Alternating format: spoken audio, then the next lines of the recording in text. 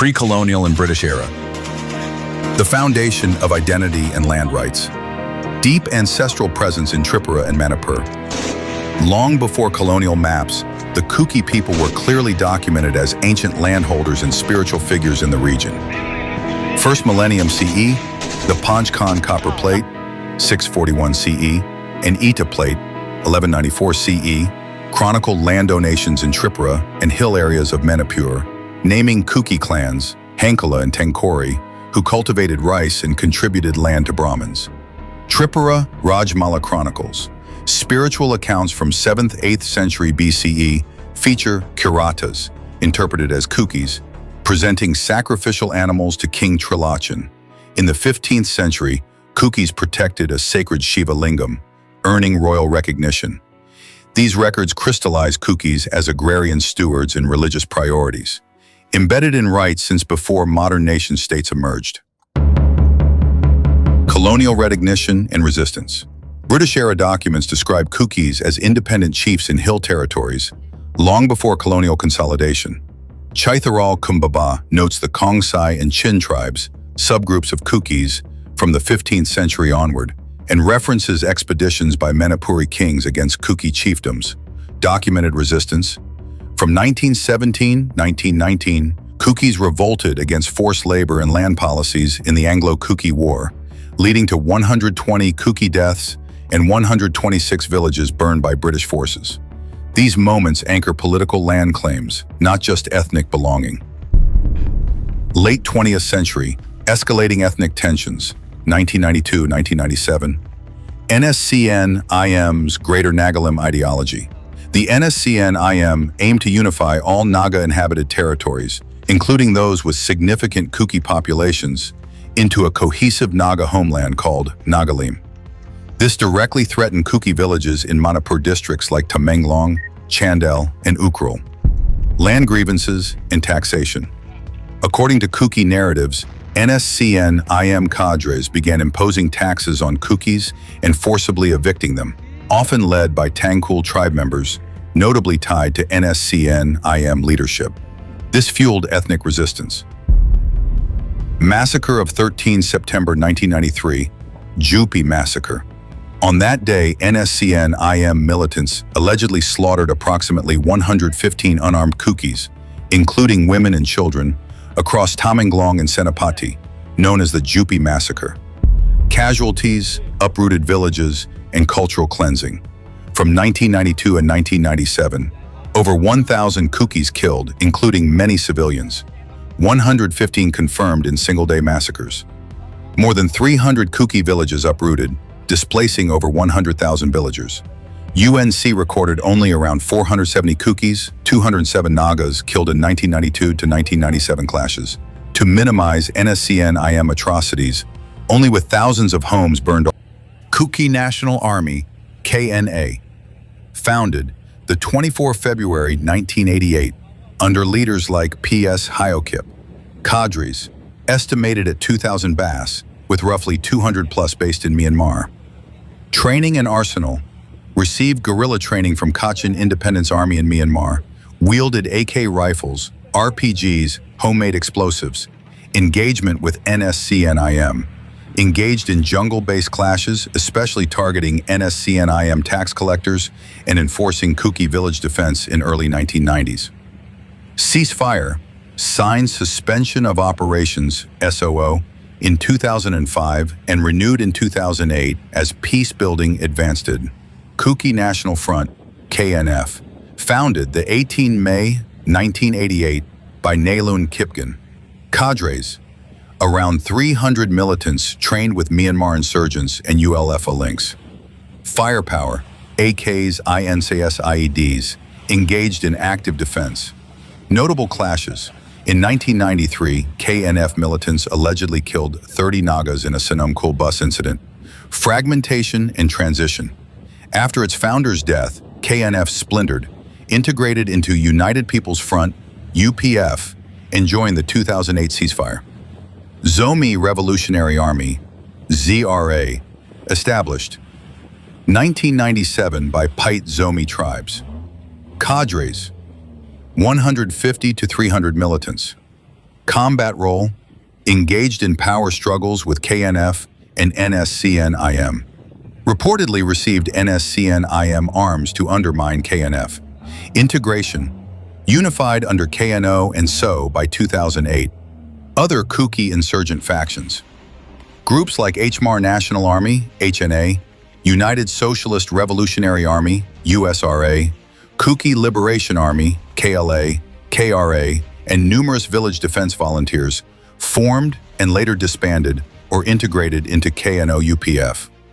Kuki National Front, KCNF, formed 2017, bomb-based. Cadres, 2,000 strong, engagement, conducted raids in 2022-23. Some members fled to Mizoram.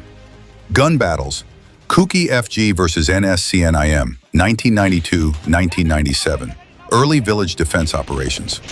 In 1992, local defense groups staged ambushes to resist NSCN IM taxes and evictions.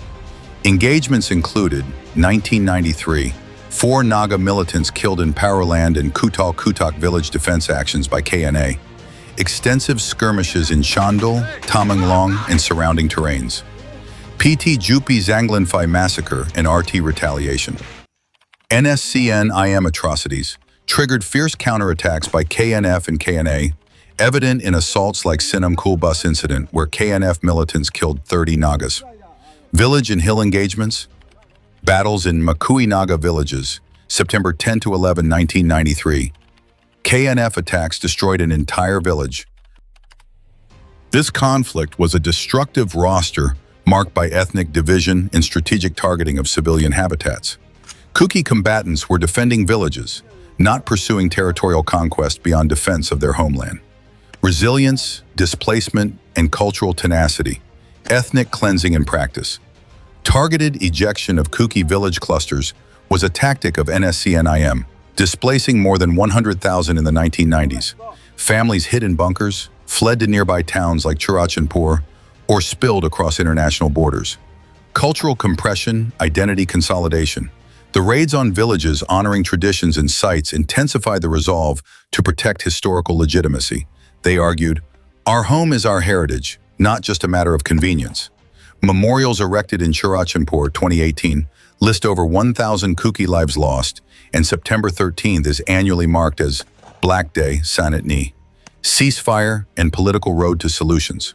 2005 to 2008, suspension of operations. Following renewed attacks and prolonged unrest, the Indian government facilitated so-called suspension of operations, SOO. KNA, KNF, ZRA, and others agreed. August 2005, detailed in August 2008. About 2,500 cadres registered for the ceasefire, 1,745 issued official cards. From bullets to ballots, United People's Front, UPF, and Indigenous Tribal Leaders Forum, ITLF, as platforms for collective dialogue, regular engagement with Indian government on land rights, autonomy, and peace building. Remaining conflicts: Métis Kuki violence, 2023-2025. Despite Kuki Naga ceasefires, conflict shifted to confrontations with Métis-dominated valley. May 2023 present, over 250 deaths, 60,000 displaced, numerous village attacks, leading to an ethnic separation between valley and hills. This demonstrates ongoing fragility in Northeast ethnic governance, where one dispute resolution doesn't resolve all fronts. The way to political resolution grounded in history, from deep roots to modern rights. Kuki Group's political vision remains legitimate boundaries based on cattle and land cultivated since 641 CE, covenanted religious relationships marked in Tripura's Rajmala, recorded acknowledgement by kings of Manipur and the British, never as newcomers. The memory of tragic massacres, displacement, and cultural erosion in the 1990s. Political blueprint. A resolution must factor in 1. Autonomous land governance, via hill councils, interline permits, 5th, 6th schedule protections. 2. Historical apologies and reparations, acknowledging massacres like Jupi is essential. 3. Integration of armed cadres, as per SOO, including paperwork, pensions, vocational training. 4. Cultural preservation and heritage, acknowledging Kuki ancestors through museums, textbooks, and shared Northeast history. constraints of ignoring history. Without accepting their land claims, modern peace deals, like those with Nagas, may only stabilize one front while expanding injustice on another. As Kuki leaders have noted, until Kukis get justice, the Naga peace deal cannot be fully concluded. This on the comments of that subscribe. This conclusion, from violence to constitutional reconciliation. From fragile village self-defense in the forest through bloodied battles and forced exile, to eventual ceasefires and engagement in democratic politics, the Kuki journey reflects a broader Northeast Indian struggle, wrapped in claims of cultural belonging and land justice. Their fight against NSCN IM was never against India, but against encroachment driven by alternate sovereignties, Greater Nagalim. Over 1,000 Kukis died, 300 villages were displaced. These wounds remain raw, but important frameworks for peace are in motion. A fair resolution lies in acknowledging centuries-old claims, providing meaningful autonomy, insisting that every political peace deal accords equal respect across ethnic lines, and building memorials to sustain collective memory, thus ensuring that history doesn't remain a prologue to conflict, but a foundation for reconciliation. Citations. All statistics, quotes, and historical references have been cited using credible sources for transparency and accountability. One Kuki Naga conflict context. The Great Top Shumi, casualties and massacres. Akusians of the diverse of one world heritage from copper plates and Rajmala. In greater that made a spending someone's with armed group formations and numbers. Kosians of the des the dedicated Kylon, ceasefire and political developments. Thank you for watching. Please do share this video and also don't forget to subscribe Zalengam Media.